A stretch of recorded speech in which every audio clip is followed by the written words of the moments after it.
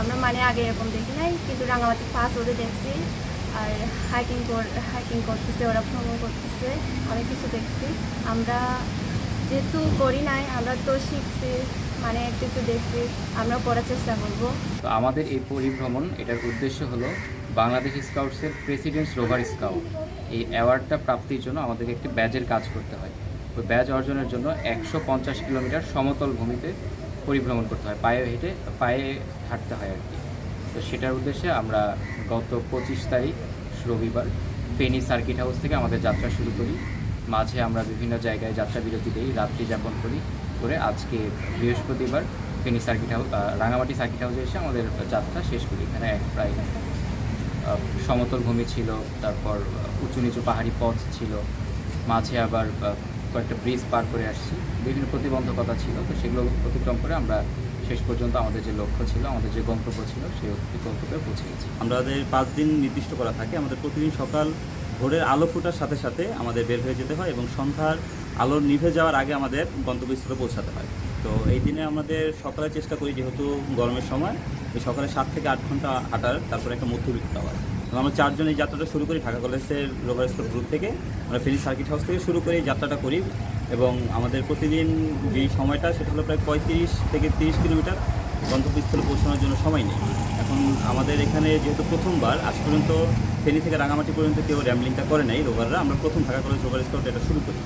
তো আমাদের আসলে সব কিছু ক্যালকুলেশন একটু সমস্যা হয়েছে।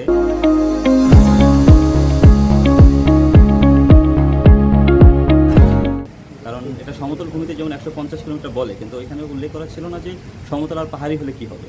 যেহেতু আমাদের প্রায় 2টা জায়গা আমরা পাহাড়ি এলাকা পার করেছি, একটা হলো ভাটিয়ারি আর একটা হলো রাঙ্গুনিয়া থেকে রাঙামাটি পর্যন্ত। তো আমাদের আসলে কিছুটা কষ্ট হয়েছে, কিছুটা আসলে রোমাঞ্চকর ছিল। আশেপাশে পাহাড় পর্বত সব কিছু মিলেই আমাদের যথাযথ সময় আমরা পৌঁছাতে পেরেছি। বরং আমরা এই রাঙামাটি সরকারি কলেজে দুজন সিনিয়র গভর্নমেন্টের সঙ্গ পাওয়ায় তাদের সাথে কথা বলতে বলতে আমাদের লক্ষ্যস্থান আরও ইজিলি পৌঁছাতে পেরেছি। 4 জনের দল আমাদের লিমিটেড, সর্বোচ্চ 4 জন, কম হলে সমস্যা নেই, তবে সর্বোচ্চ 4 জন।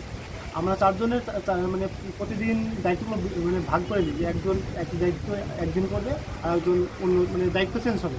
এর ভিতরে আমাদের মূল দায়িত্বগুলো হচ্ছে ফিল্ড বুক তৈরির সাথে ম্যাপ হচ্ছে আমরা কত ডিগ্রিতে কত কদম যাচ্ছি, ম্যাপ। তারপরে হচ্ছে আশেপাশে পর্যবেক্ষণ করা লাগবে, আমাদের কী আছে রাস্তার 2 পাশে, হচ্ছে গান বা উল্লেখ করা লাগে।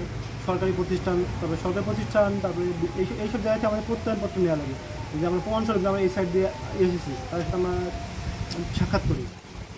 তারপরে যে এলাকা দিয়ে আসছি সেই এলাকা আর্থসামাজিক পরিবেশ কেমন, স্কুল কলেজগুলো কেমন চলছে, স্টুডেন্ট কেমন, এগুলোও আমরা হচ্ছে পর্যবেক্ষণ করি। তাদের স্কুল কলেজগুলোতে রোভারিং কেমন চলছে এগুলো আমরা পর্যবেক্ষণ করি। তাদের হচ্ছে রোভারিং না চললে আমরা জেলার মাধ্যমে, মানে উক্ত জেলার মাধ্যমে আমরা হচ্ছে যোগাযোগ করার চেষ্টা করি। এই আমাদের হচ্ছে কার্যক্রম। আমাদের হচ্ছে দলের হচ্ছে 4 জন সদস্য। 4 জন সদস্যের ভিতরে মেহেদি হাসান রিমন হচ্ছে ঢাকা কলেজ রোভার স্কাউট গ্রুপের সিনিয়র গভর্নমেন্ট, সে আমাদের দলের দলনেতা হিসাবে আছে। তো তবে সদস্য আছে আমি মোহাম্মদ আশিকুর রহমান রোভারমেট, সদস্য আরেকজন আছে আজিজুল হক রোভারমেট, আর হচ্ছে আমাদের সহকারী দলনেতা হিসাবে আছে ঢাকা কলেজ রোভার স্কাউট গ্রুপের আরেকজন সিনিয়র রোভারমেট তুষার আহমেদ।